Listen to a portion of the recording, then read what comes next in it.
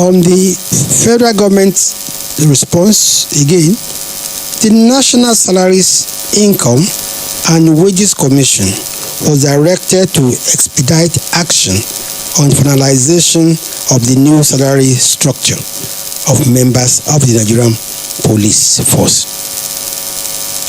Regrettably, despite meeting the demands, the protests continued and the demands kept expanding until the protest was finally hijacked by hoodlums, leading to unprecedented violence characterized by killings, maiming, arson, looting, etc.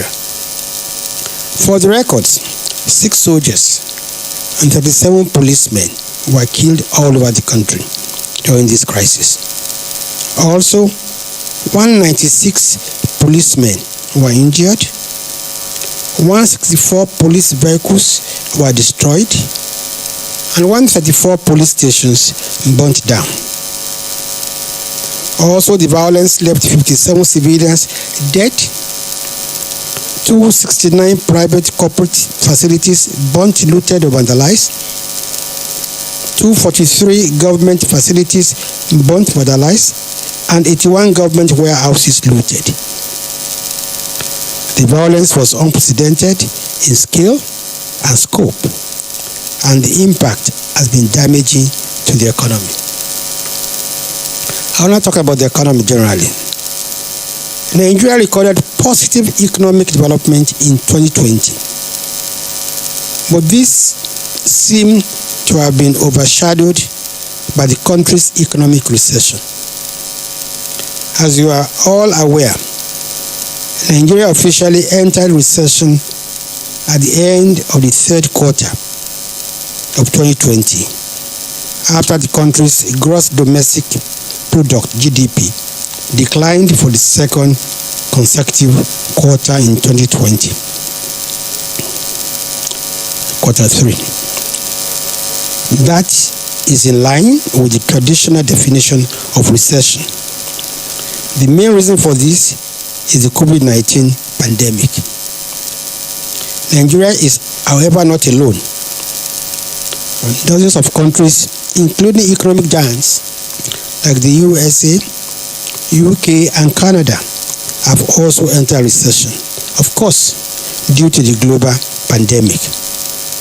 Other countries that have gone into recession also include, but not limited to, Austria, Belgium, Denmark, Estonia, Finland, Hungary, Ireland, Italy, Latvia, Lithuania, Mexico, Netherlands, Norway, Romania, Russia, and Spain. But like I said earlier, Nigeria's economic recession has masked a lot of positive economic developments.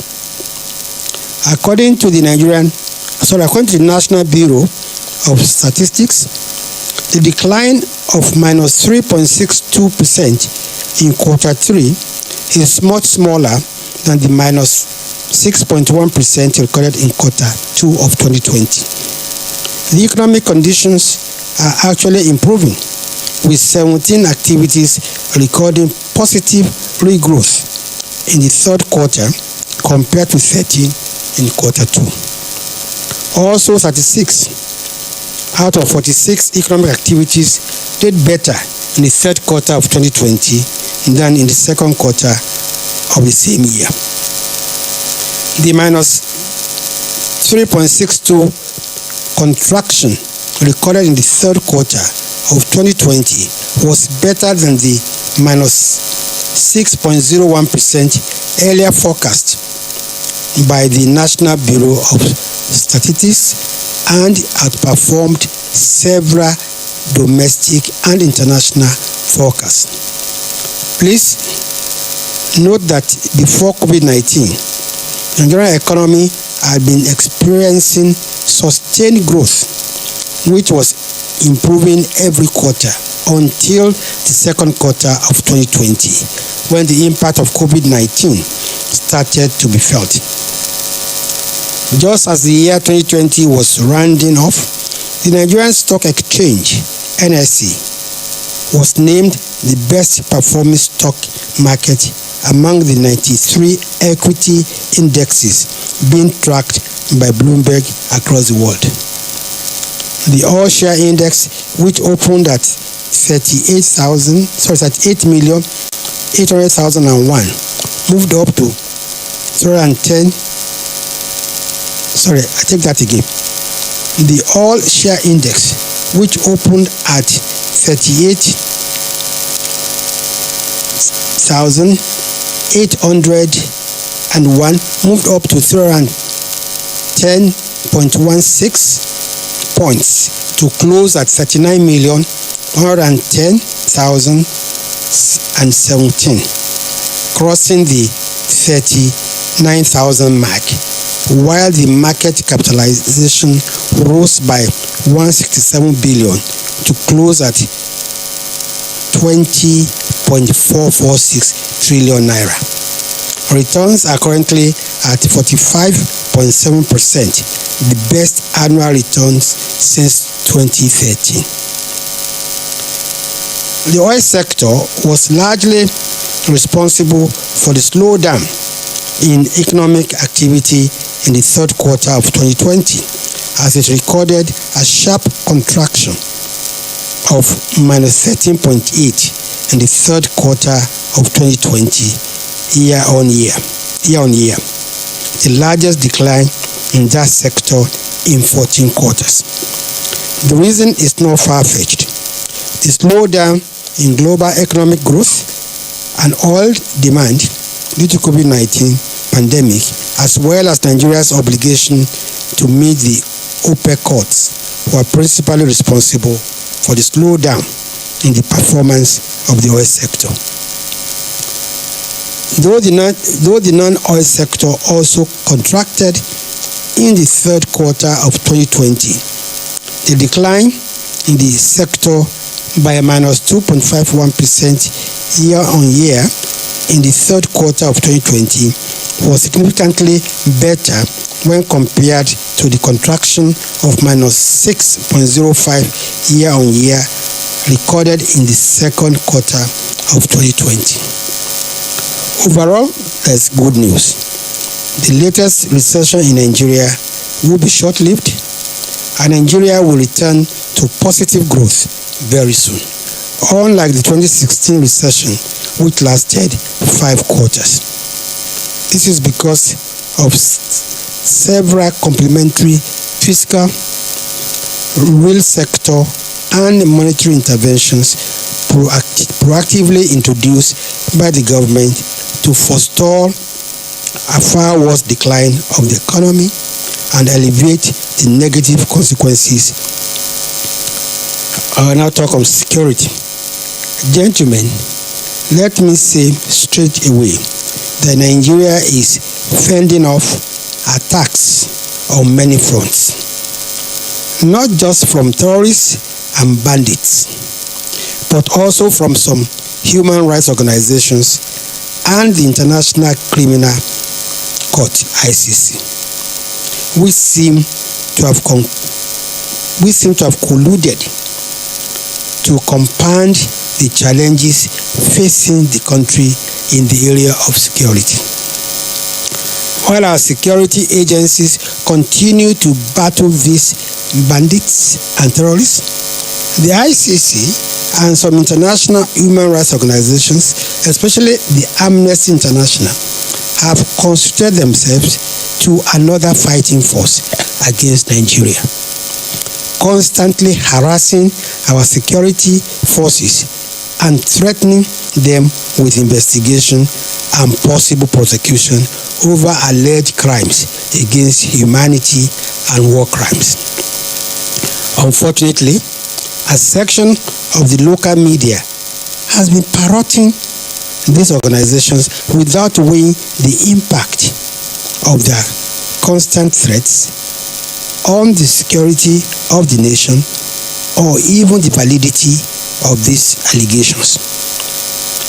The federal government frowns at this unbridled attempt to demoralize our security men and women as they confront the onslaught from bandits and terrorists. Nigeria did not join the ICC so that it can become a pawn on the court chessboard.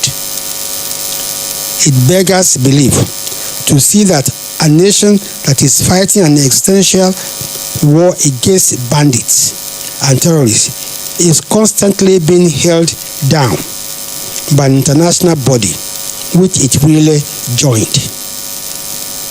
While we respect all international obligations, we wish to reiterate that Nigeria is a sovereign state and will not surrender its sovereignty to any organization.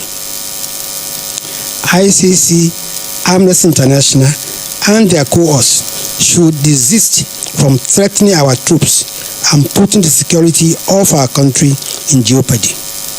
Enough is enough.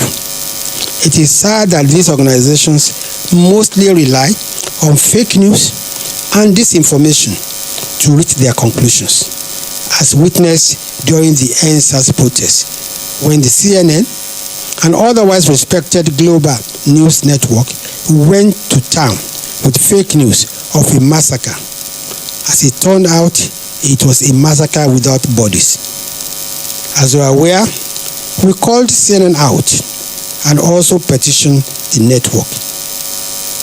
Though they acknowledge receipt of our petition, we have yet to hear from them on what actions they intend to take to prevent a recurrence of the fake news they peddled about Nigeria. I can assure you, gentlemen, however, that the matter is far from over. Gentlemen, despite the antics of those who have considered themselves to another fighting force against our country, we have indeed made tremendous progress in tackling bandits and the terrorists of Boko Haram. Recently, some jaundiced analysts and their lapdogs have sought to portray Nigeria as a failing state on the strength of its security challenges. But these analysts are dead wrong. Nigeria is not and cannot be a failing or failed state. Of course, you remember that for the past 2 decades or so, some pseudo-analysts have been predicting the country's implosion.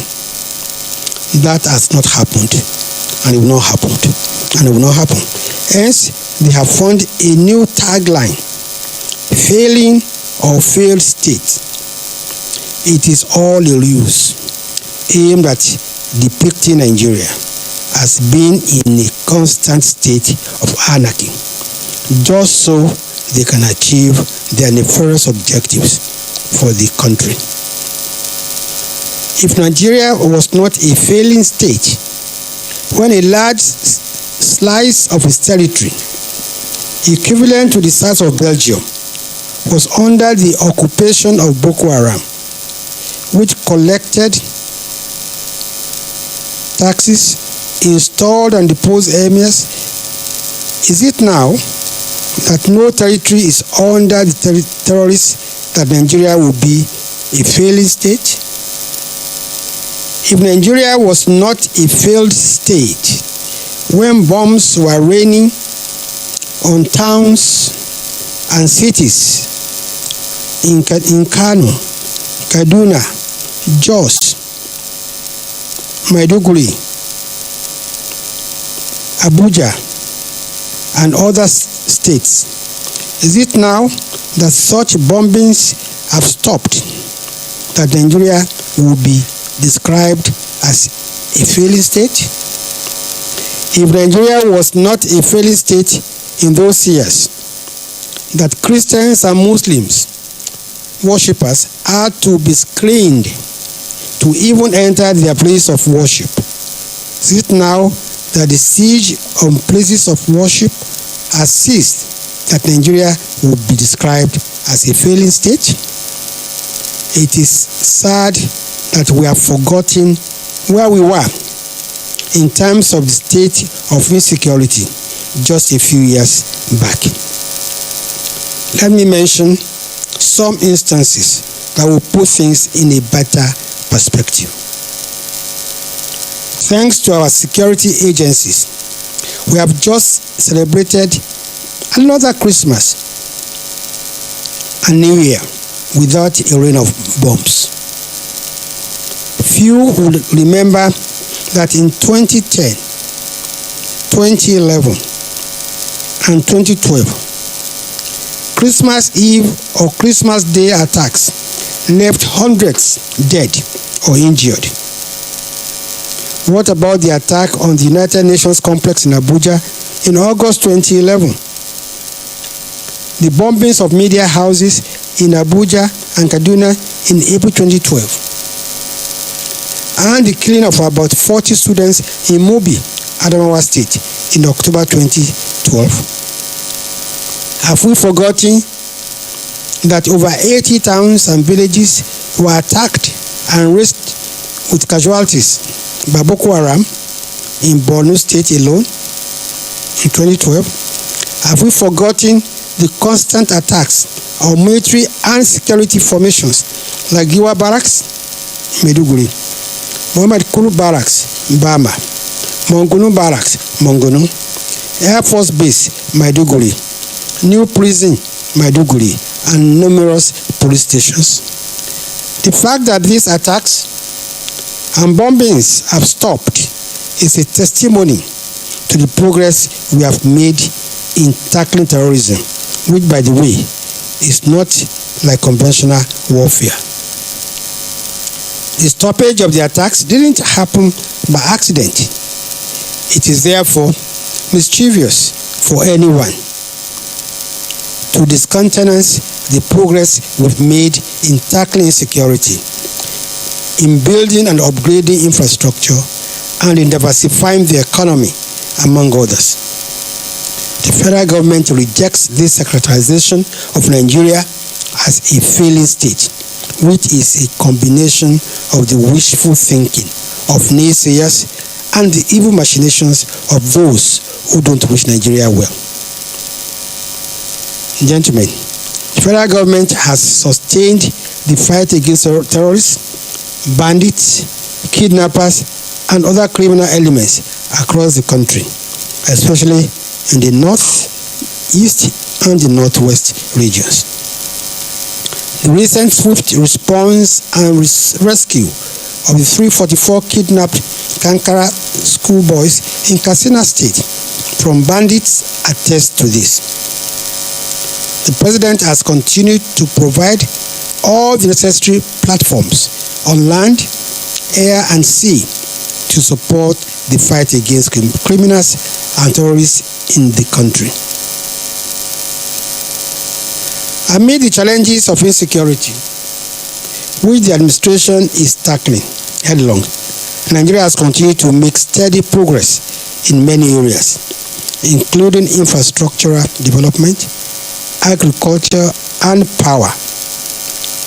In agriculture, the federal government, within the period under review, inaugurated the Grain Imperative, which is a 10-year agricultural program amounting to $1.2 billion, targeting the creation of 5 million jobs and injecting about $10 billion into the economy.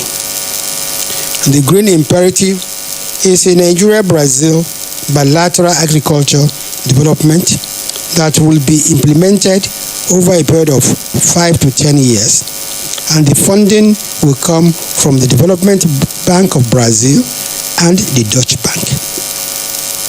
The initiative will lead to the reactivation of 6 motor assembly plants in the 6 geopolitical zones of the country for assembling tractors and other implements, with the importation of the completely knocked down parts of about 5,000 tractors and numerous implements for local assembly annually for a period of 10 years. Also, through the Anchor Boras program, more than 200 billion naira has been made available since the inception of the scheme to support over 1.5 million farmers in the production of rice, wheat, cassava, poultry, soya beans, groundnut, maize, cotton and fish. Thanks to this scheme, Nigeria is now on the verge of attaining self-sufficiency in rice production. The Dealer of Power followed an agreement with the German company Siemens in July 2019 to boost power supply in Nigeria. The stage is now set for the perennial power problem to become a thing of the past. Under the three-phase agreement, Nigerians will enjoy 7,000 megawatts of reliable power supply by the end of 2021, 11,000 megawatts by the end of 2023, and 25,000 megawatts in the third phase by 2025. In the area of infrastructure, the president this year virtually inaugurated the 326-kilometer Itape-Ajaokota-Warri rail line, which has suffered a setback in the last 30 years. It is expected that close to 1 million passengers and 3.5 million tons of freight will be conveyed along the rail line annually. Passenger service has also commenced on the Lagos-Ibadan Railway ahead of the project's inauguration in January 2021. The Lagos-Ibadan rail line is a double-track standard gauge rail, the fourth of its kind in West Africa, and the first leg of the Lagos to Kano rail line. Block by block, President Muhammadu Buhari is reviving and modernizing the country's rail sector for a better conveyance of passengers and goods, and in order to give the nation's economy a shot in the arm. The local Eweto Bridge over River Benue is now 97% completed.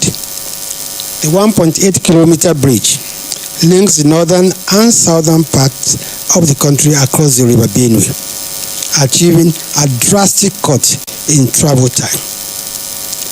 And the federal government is constructing or renovating 37 bridges across the country, including the Third Mainland Bridge in Lagos, Second Niger Bridge, the Ikon Bridge in Cross Rivers, the Murtala Mohammed Bridge in Kotonkarfi, Kogi State, the Tatabu Bridge linking Niger and Kwara States, the Isaac Boro Bridge in Port Harcourt, and the Tamburawa Bridge in Kano State, among others.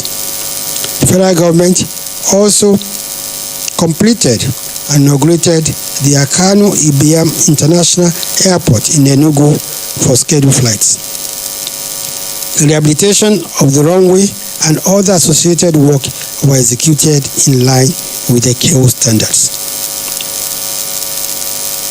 As you are all aware, gentlemen, 4 land borders have now been reopened on the directive of Mr. President.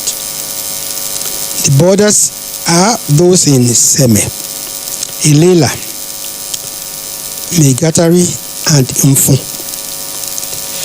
The opening is the culmination of a border drill, codenamed Exercise Swift Response, that was launched on August 20th, 2019, as part of efforts to secure the land and maritime borders in the South-South, Southwest, North-Central, and Northwest zones from smuggling and irregular migration, as well as to boost the national economy and strengthen border security.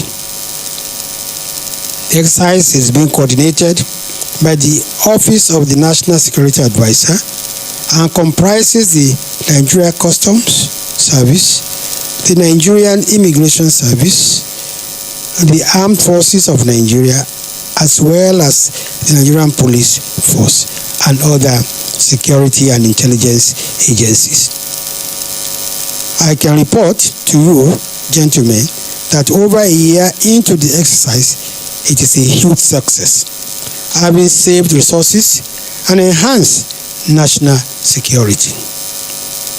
The importation of drugs and proliferation of small arms, which usually fuel violent extremism, terrorism in the country, have been significantly curtailed.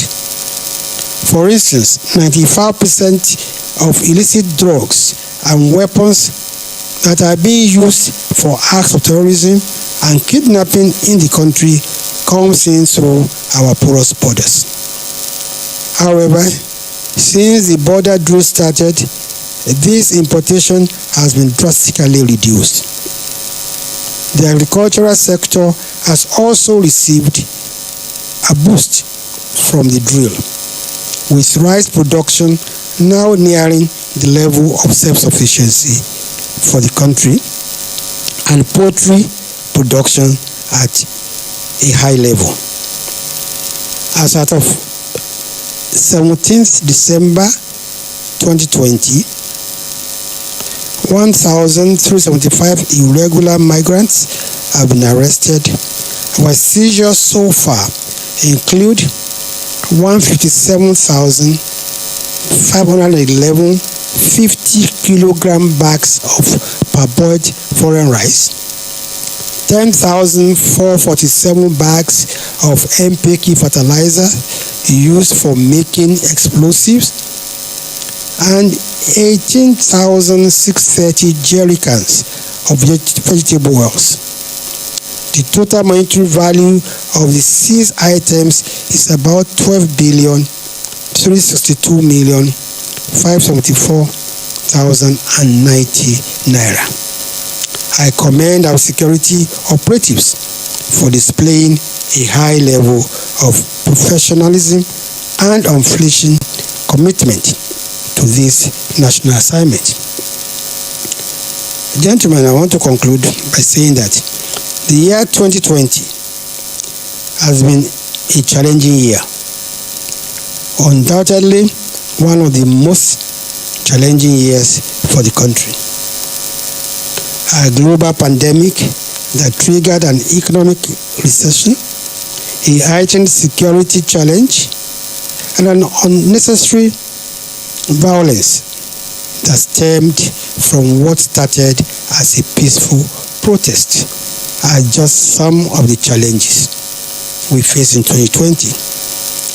It is to the credit of the Buhari administration that it tackled these challenges headlong, thanks to the several complementary fiscal, real sector, and monetary interventions proactively introduced by the government to forestall a far worse decline of the economy and alleviate the negative consequences of the pandemic. The current recession, I can assure you, will not last long, and Nigeria will soon return to positive growth. Nigeria will witness an improved security in 2021, as Mr. President has continued to provide the armed forces and other security agencies with whatever they require to function better, both in terms of platforms, logistics, and capacity development. And as Mr. President said in his New Year broadcast, the security apparatus and personnel of the armed forces and the police are to be re-energized and reorganized with a view to enhancing their capacity to engage, push back, and dismantle the operations of both internal and external extremists and criminal groups waging war against our communities in some parts of the country. The good news is that a number of the platforms we've been expecting to pep up the battle against terrorists and bandits are due to arrive in the new year. While at this, please permit me to salute all our security personnel for their sacrifices, their dedication to duty and patriotism. The nation is in their debt for their service. Let me also take this opportunity to condemn the constant infantile press releases by the unserious, unimaginative, and drab opposition, which misconstrues opposition as constantly shooting down anything the government of the day does, or bad-mouthing whatever Mr. President does or says. There is more to opposition than predictable and bring it down at all cost media interventions. They messed up in government, and now they are messing up even more in opposition. They've learned no lesson either way. Finally, let me say this. Doomsday predictions about Nigeria will not come to pass. Nigeria will not become a failed state, but will rise to become a more respected member of the Committee of Nations. We thank all Nigerians for their support and wish them a happy new year. And to you here, thank you for always being there for us. Once again, I wish everybody a happy new year.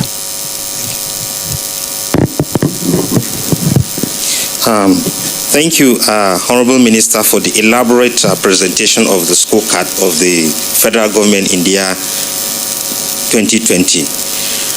We are now moving to the question and answer session. And for those who would like to ask questions, kindly introduce yourselves and go straight to your question. The floor is now open, gentlemen.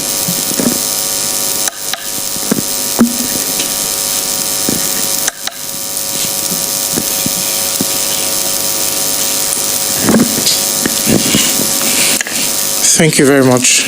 Happy New Year to everybody. Honorable Minister, first, my name is Ademola Lawrence. I work with TVC News. First, I want to take you on the border. You said the border already opened. I was at Seme on 31st of December.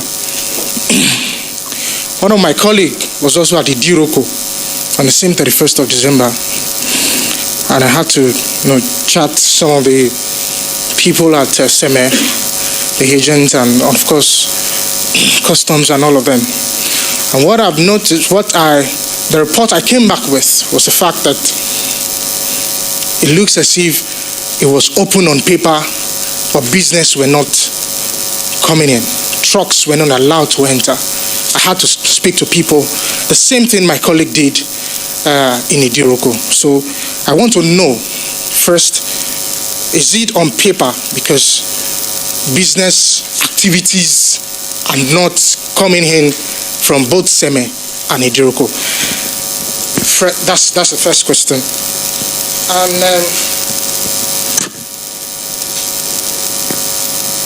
my second question has to do with COVID-19. You spoke extensively about what the government is doing about COVID-19. But one of the things that you didn't talk about is now we have the second wave. Maybe you just breezed about it. You didn't talk about the vaccine. And I want to know, sir, the COVID-19 vaccine and the huge logistics nightmare, what is the government going to be doing about that? I also want to talk about, sorry I'm taking your time, sir. I also want to talk about the testing. If we are going to be giving out vaccine, Nigeria has not yet tested enough to have 1 million. So how do we give out the vaccine if indeed we are going to be getting a vaccine? And my last question has to do with the PCR testing. The PCR testing, you are giving it to the lab. Let me see, the privileged ones. What about the masses? What happens to them? Thank you very much, sir. Thank you very much. Thank you very much. He asked 4 questions or 5 questions. So I'll start with the last one. You spoke about the testing. To the best of my knowledge and experience, testing is free in all government testing centers. And that is why the PTF supports every public government-owned laboratories with reagents and with other capacity building initiatives. You spoke about vaccines. Yes, I didn't speak about vaccine because I know that the PTF has spoken extensively about vaccine. And you spoke about logistics of vaccination. I think the PTF is tackling that headlong. So in fact, I'm aware that there's a committee set up by the PTF that is looking into the huge logistic, challenges of vaccine. But don't forget that this same country vaccinated children against polio, against smallpox, and we have the infrastructure, we have the network. So I do not really think it's going to pose as much problem as people think it's going to. You also asked about, you spoke about the borders. To the best of my knowledge, business has opened at every border. If there are any complaints, I know that MAN and other bodies would have, made this, known to us. But what you have said today, I will escalate and I would inform the appropriate authorities. But to the best of my knowledge, there's free movement of goods and services in all the 4 borders that have been opened. I think the other question you asked is on PCR testing. Yes, I think I've answered that. Thank you very much. Thank you. Okay. Please, let's restrict ourselves to only 1 question because of the time. Honorable Minister, good afternoon, sir. My name is Stanley Musu. I report for Radio Nigeria. Perhaps, Honorable Minister, one question that is going around the country today is whether there is going to be another lockdown. As I was coming to Abuja, Lagos yesterday, somebody said he was packing food with his family ahead of another lockdown this January. Honorable Minister, sir, as a member of the PTF, is federal government anticipating another lockdown this January? Thank you, sir. Any other question? Okay. Morning, sir. My name is Untitled Chapter and I write for The Guardian. You mentioned the collaboration that's going on that is likely birth between Nigeria, Brazil, and Germany in terms of manufacturing of farming implement or inputs, tractors, and all that. And I'm wondering that our government has the penchant of ceding away most of our things to outsiders. Ceding, yes. We have the Chinese, the loans, and the railway. And then we neglect totally how to collaborate with our universities, particularly, which have been on strike for the better part of the year. With COVID also. The University of Nigeria and Nsukka developed local ways of producing electricity for its campus. How much of such collaborations, and why do we not harness such collaborations for our own industrialization? Why do we always go outside? Thank you.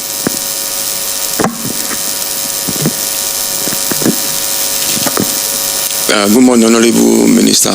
I'm Fatoki calling from MITV.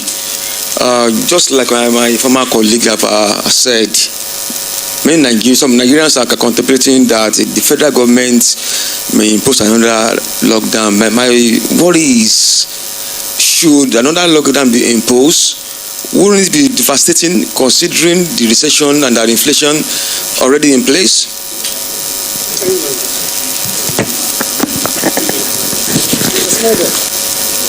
We take the last question on this session.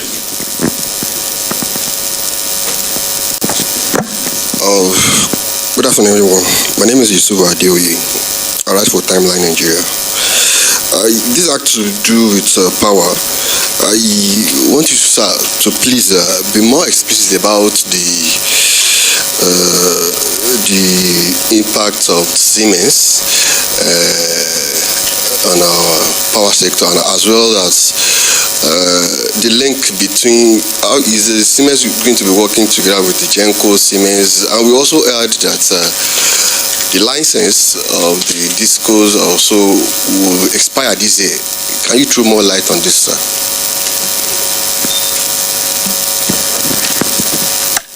I'll take the last question first. That is the issue of power. What I said is that in July 2019, there was an agreement between the federal government and Siemens to improve our power supply.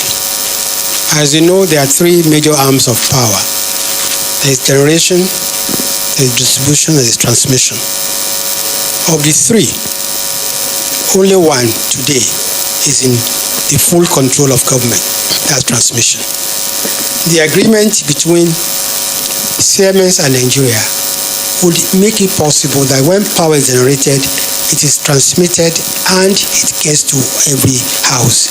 That is the real purpose of the agreement. It has nothing to do with generation. But you see, it's one thing for you to generate, it's another thing for you to reach the house.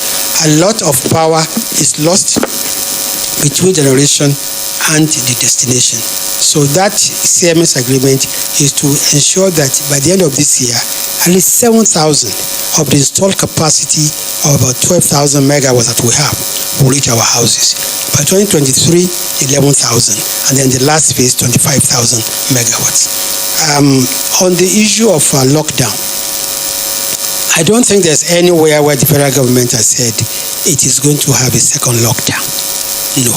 However, the federal government is very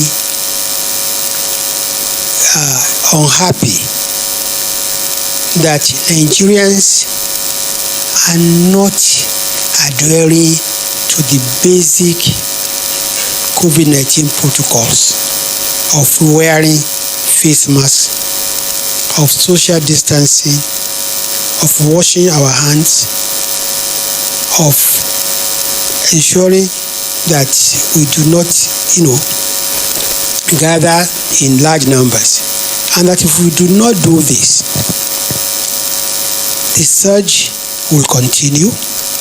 And with the new strains of COVID-19, which is becoming much more difficult to handle than the old strain, the federal government will continue to insist and encourage Nigerians to please obey the COVID-19 protocols.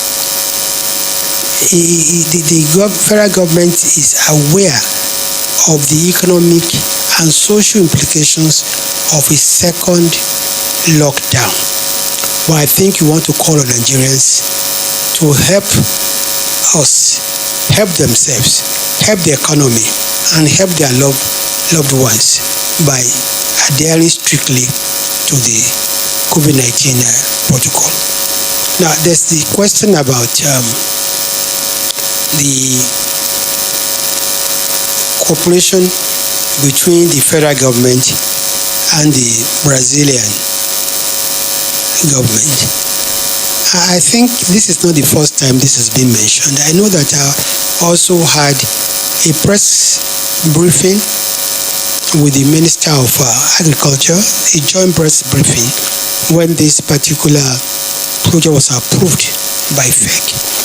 It's a collaboration between Brazil and Nigeria, where about 5,000 tractors will be assembled every year in addition to other farming implements, because the government has come to the conclusion that unless and until we industrialize our agriculture and we do not just rely on the hoe and cutlass, we will not be able to achieve food security.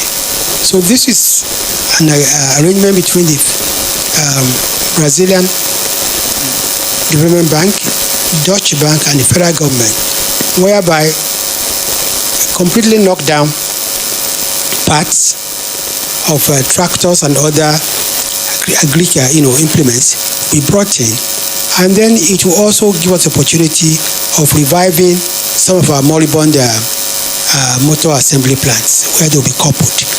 And the idea is, I think there will be about 541 farming centers all over the country, whereby you can go and you don't have to own a tractor, but you can lease a tractor for a period of time.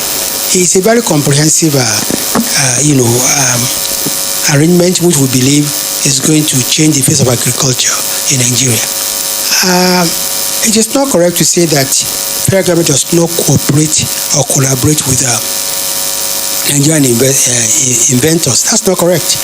The whole idea of Europe, I think it's based on the collaboration between federal government and local inventors. And we also have many other research institutes in Nigeria whereby we collaborate with local inventors. But this is clearly not in the same scale or category as what our local inventors can do. But at any given time, Nigeria would cooperate with any local inventor to add value to the invention. Thank you very much. Okay, another last question. No, that's all. Thank you very much. Thank you, ladies and gentlemen. We are now gradually coming to the end of our program, which has been very successful, going by the deluge of information from the Honorable Minister and the interaction that has taken place here. Let me thank the Nigerian Television Authority, the Federal Radio Corporation of Nigeria, and Arise TV for providing the live coverage of this event. On that note, we've now come to the end of this program. Thank you.